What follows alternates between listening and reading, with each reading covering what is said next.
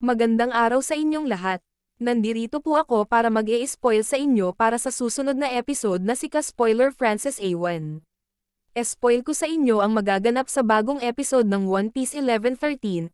Ito ay kinakaabangan sapagkat ang nakalipas na kabanata noong nakaraang linggo ay sobrang nakakabitin naman at puno ang surpresa. Sa numerong 1113 rin ito ay maraming revelasyon, pangyayari at mahalagang nangyari nung nakaraan ang mabibigyan ng kahulugan at mapag-uusapan. Bago ang lahat, i-like at i-share nyo muna ang videong ito, huwag nyo na ding kalimutan ang mag-subscribe sa aking YouTube channel para bilang suporta. At ayan, umpisahan ko ng mag-spoil. Bago man matapos ang chapter na ito, ay panuna ko na ang paunang spoiler sa inyo, at paabi ni Tandang Vegapunk, na ang mundong ibabaw ay papasailalim sa karagatan. Magtatapos man lang ang One Piece iyon ang unang mensaheng lumabas sa kanyang bibig ni si Tandang Vegapunk, na ang mundo ay lulubog sa ilalim ng karagatan, kung saan pagsasalita yan ang lumabas sa message ni Tandang Vegapunk na kanyang ginawa. At paghahanda kung mamamatay siya dahil sa isang bagay. Anong pagkakamaling mga nagawa niya? Ang tanong ngayon ay isang mahiwaga at malalim na kahulugan. Ano ang ginagawa ng Vegapunk? At para malaman muna ito ng malinaw, iibahin natin ang bisa ni Tandang Vegapunk na kilala mula pa noon.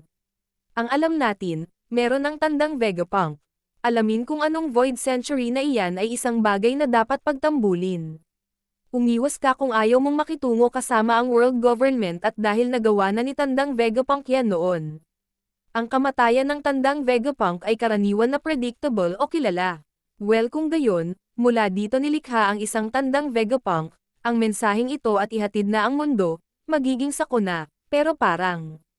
Ang inis din ni Tandang Vegapunk, lumikha ng kalamidad na iyon sa mundo. Oo, nilikha ni Tandang Vegapunk si Inang Flame.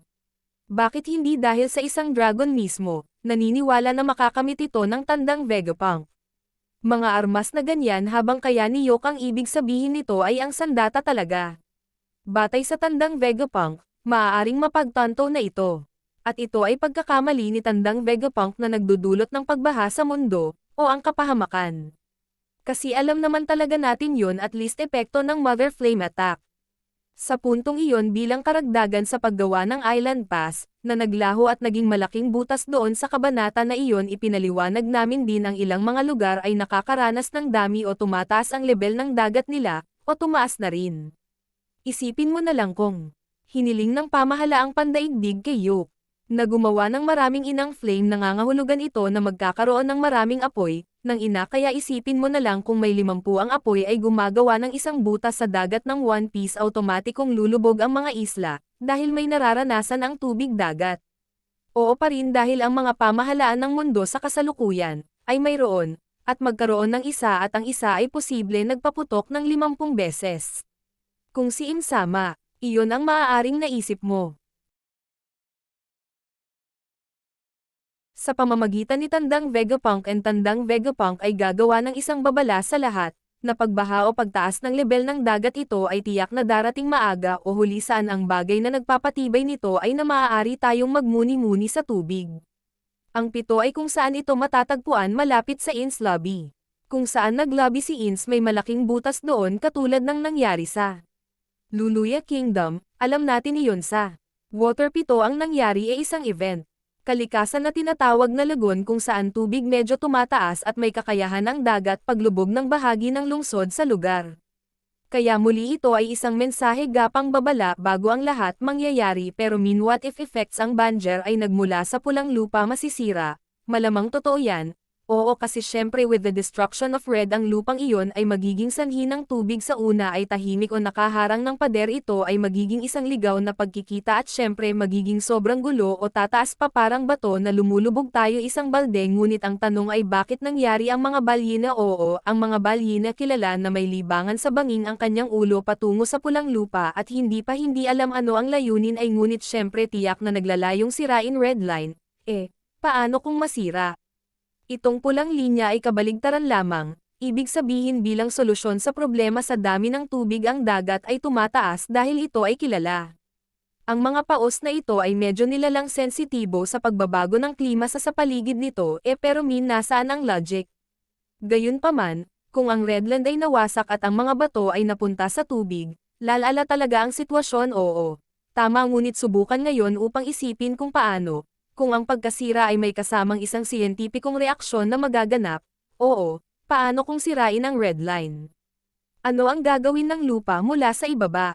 Ang mga nasa ilalim ng pulang lupa ay gagawin lava, kung saan ang lahat na nagiging sanhi ng pagbuo ng mga bundok, at ang mga bangin ay isa sa mga pangunahing salik. Nagiinit si amo niya mula sa loob ng tiyan. Ang ibig sabihin ng lupa ay pagpapalaki ng mga Redland Cliff na ito doon nagsimula, at syempre kami. Huwag kalimutan kapag pumunta si Mugiwara Luffy. Napakalapit ng Fishman Island. Mula sa Red Line, syempre interesting dun ba sa amoy dagat ang dami ang pinagmumula ng lava doon ay nasusunog kaya sa na mayroong isang kawili-wiling senaryo sa dito kung masisira ang Redland sa brutal at pinalabas ang lava sa ilalim niya. Maaari itong maging sanhi ng karanasan ng tubig dagat.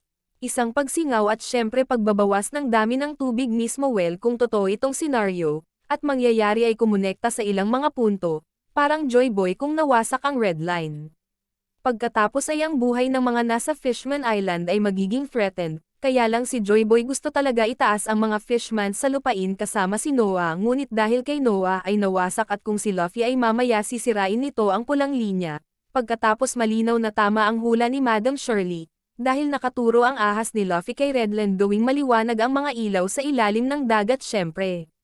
Syempre, sisirain ang Fishman Island dahil ito na naman ang hula ni Madam Shirley, kaya baka magiging tama si Madam Shirley, pwede din natin pag-usapan sa susunod na kabanata. Si Luffy noon sa other side posible ito ikokonekta rin sa Wano plot. Subukang isipin kung saan nanggagaling ang sariwang tubig na nasa Wano. Ito at doon na-accommodate ayon sa paliwanag ng ama ni Oden. Dapat itong tubig ulan na kaimbak sa lugar na iyon dahil sa maalat na tubig kung ano ang sumangga ay magiging tubig. Makipagtawaran kapag umuulan, ngunit malamang na hindi ang daming tubig na umuulan, di ba? Maliban sa ito ay nagmumula sa pagsingaw ng tubig dagat, na napaka-brutal na idinagdag sa Wano. Marami ring pinagmumulan ng lava doon, makikita pa natin ito sa tubig, mayroong isang uri ng nagyelo na lava. Bumubuo ng kakaibang mga bato doon, ibig sabihin. Dati, may ginawa si Joy Boy. Ang planong ito ay sirain ang red line at baka may butas ang borderland ay gawa ni Joy Boy at baka si Joy Boy talaga ang dahilan, kaya humingi ng tawad sa mga taga-fishman kasi bigong tumupad sa dati niyang pangako. May ahas si Joy Boy doon, gumagawa ng lava doon mag-alab, pagkatapos mula sa ito ay para sa kapakanan ng proyekto na tumatakbo. Joy Boy nilikha si Noah upang mapaunlakan ang lahat ng mga fishmen at inilikas ito pataas. Gayunpaman, yung plano na bigo kaya karaniwang nakaon. At ang pinakamahusay na paraan upang harapin ang mga pagtaas, pagkasira, ang sinisira ng tubig dagat, ang red line, at lumikha ng mga senaryo ng pagsingaw ng tubig, at subukan kung bakit may kakayahan si Dragon tungkol sa bagyo, na maaaring gumana bilang isang landas na inilagay, kung nasaan ang ulan, at ano mamayang mangyayari. Oh, ano sa tingin mo? Yan muna ang ating karugtong na spoiler, at sana nag-enjoy kayo. Mag-i-update ako sa inyo ng bagong spoiler pagbuo na ang spoiler chapter natin. Maraming salamat sa panonood at pakikinig. Kung nagustuhan o hindi, maaring mag-react, magkomento, maaring maglagay sa pang-ibabang bahagi at lalong magiging maganda ang ating talakayan. Huwag nyo ring kalimutan, i-like, i-share at i-subscribe ang aking channel. Hanggang sa muli, salamat, paalam.